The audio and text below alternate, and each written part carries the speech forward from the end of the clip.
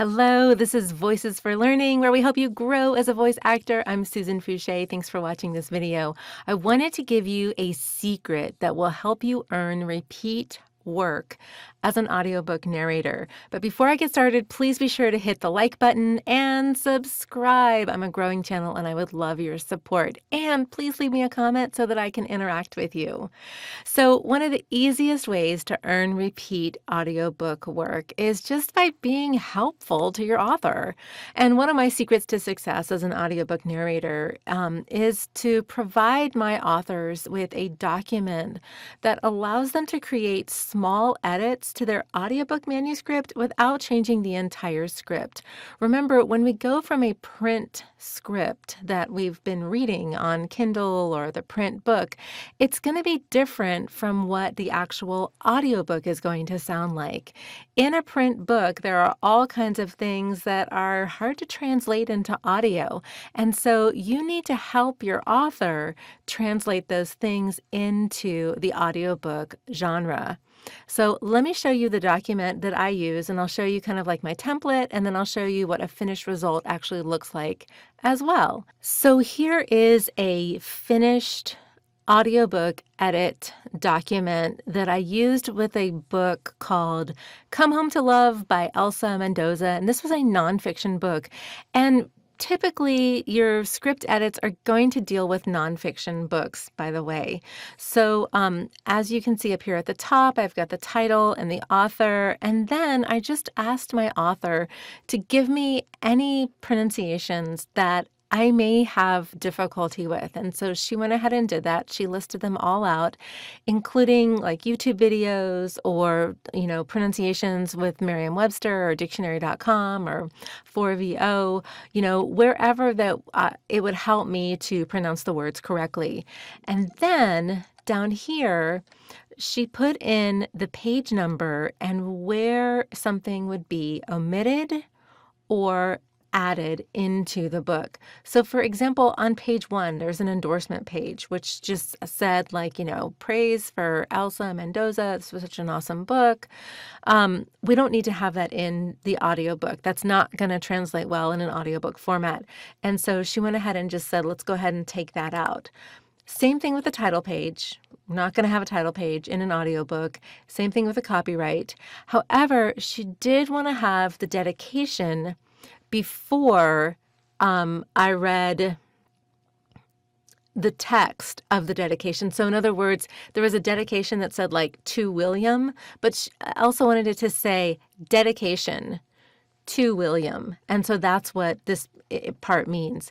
Also, she wanted to omit the TOC, the table of contents, and then a number of other things that, as you can see, just kind of go down the list of all the omissions.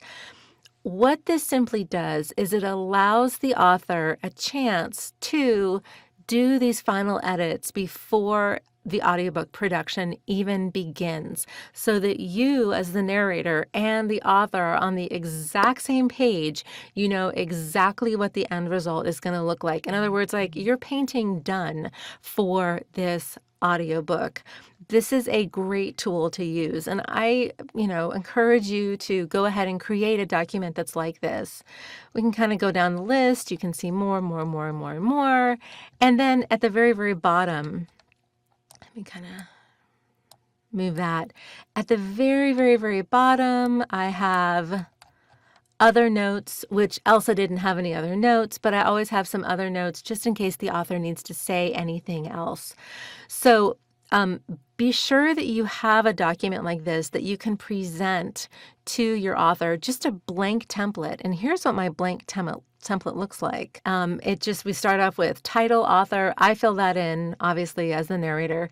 And then I just go through the pronunciations. I just give them the pronunciations. And I may even give them kind of like a sample document to just show them what it looks like, what they can kind of do with that.